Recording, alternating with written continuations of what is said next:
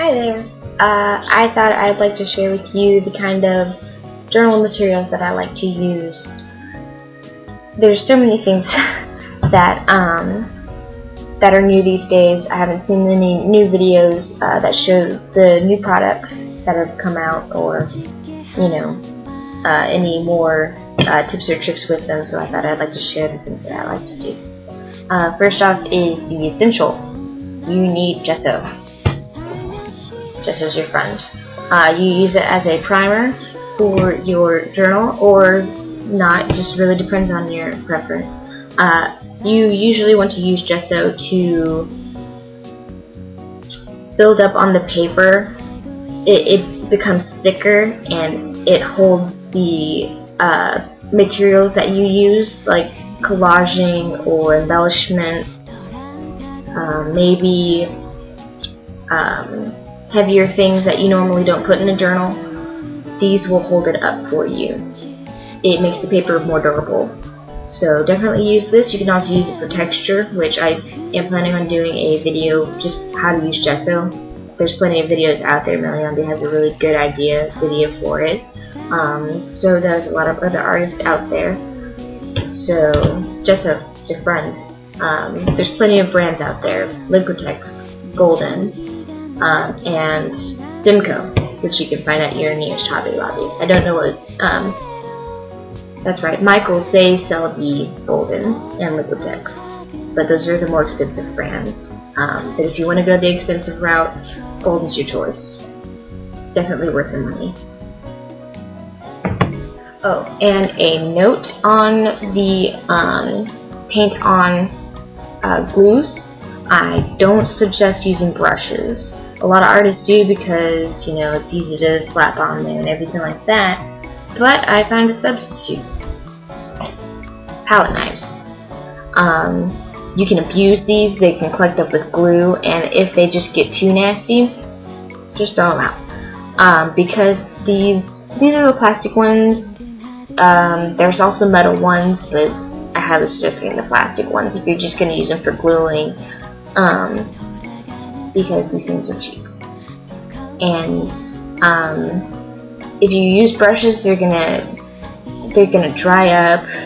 How many times you wash them out, there's gonna be glue in them, and they're gonna stiffen, and you're gonna have to throw them away, and that's not fun to do. So I highly suggest palette knives. You can buy them in big packs, different sizes, super cool. Number 2, adhesives. Here's the Golden soft gel. They have very many different gels for these. They have the heavy gel, the soft gel, the matte gel. Different varieties, different textures, different uses. I use the soft gel for mainly gluing purposes because it doesn't buckle, it has less water. Also, I use it for image transfers, and that's basically all I've used it for so far. There's probably a lot more ways you can use this.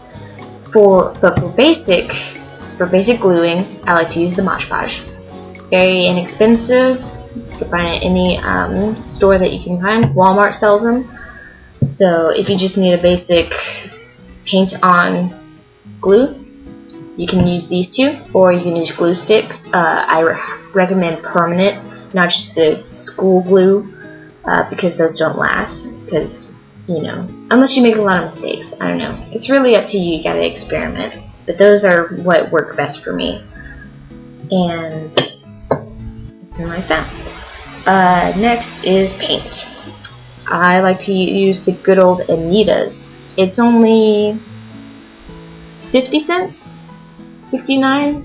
Some random number. But it's less than $1, and that's the good thing.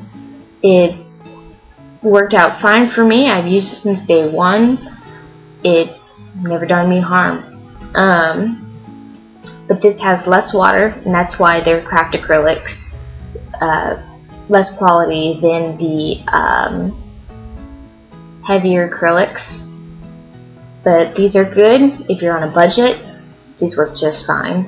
They're really good. Also, there's Apple Barrel, Folk Art, and Ceramicoat. The Ceramicoat actually dries really super fast, so if you like that, go for it.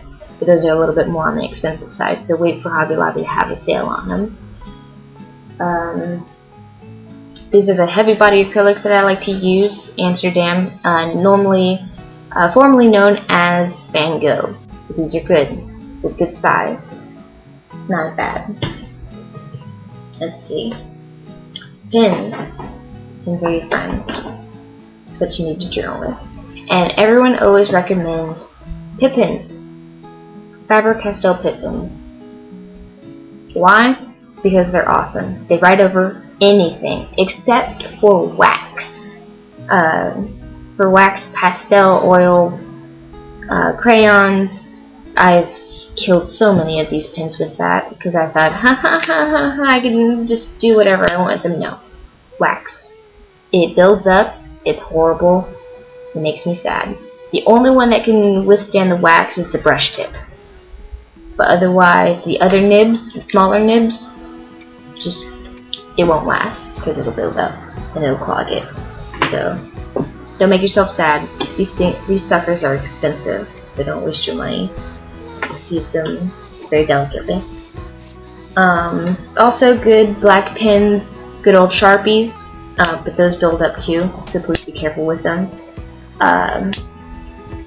Also micron pins aren't so bad. You know, they're fine. But I find Faber-Castell works the best. More variety in colors and in nibs.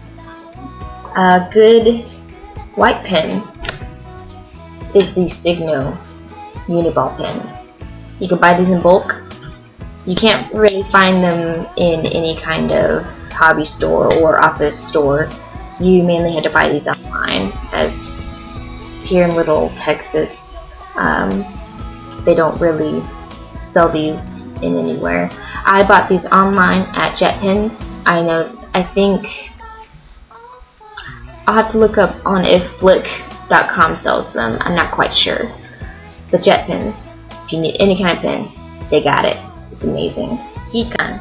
It's amazing. It will speed up the drying process. Don't use your blow dryer. It doesn't really give off enough heat. You'll just be sitting there for 30 minutes, just drying. It won't work. Heat guns will. These give off a lot of heat, so please don't blow right in front of your fingers because you'll burn them off. Usually, this one is from Paper Studio. It's actually an embossing heat tool, but it works just the same. This is all I could find at Hobby Lobby. I don't know any other brands, I'm sorry, but those things are magic. Magic. Everything's magic. Punchinelle, or sequin waste, whatever you want to call it. These are awesome. These are my favorite. It gives it really cool texture. All you have to do is get a sponge, whether it be the seafoam sponges or the makeup sponges. You just, use them for stenciling, and it gives you a really cool pop art kind of look to it. A lot of artists like to use these, and I know why, because they look super cool. Well, those are all the materials that I can find right now. I'm planning on doing a blog post on other materials that I haven't mentioned before, other artists, what they like to use, some things that I want to experiment with. Also, there's so many more things we need to talk about with white pens, because I've experimented with so many, and this is the best kind. Best. So, I'll do a blog post on that, and when I have that made up, you can definitely go check it out. I'll post up the link, and you can learn some more. But for now, I think I've covered almost everything. I hope you guys will do well and go do some journaling. Alright, I'll talk to you guys later.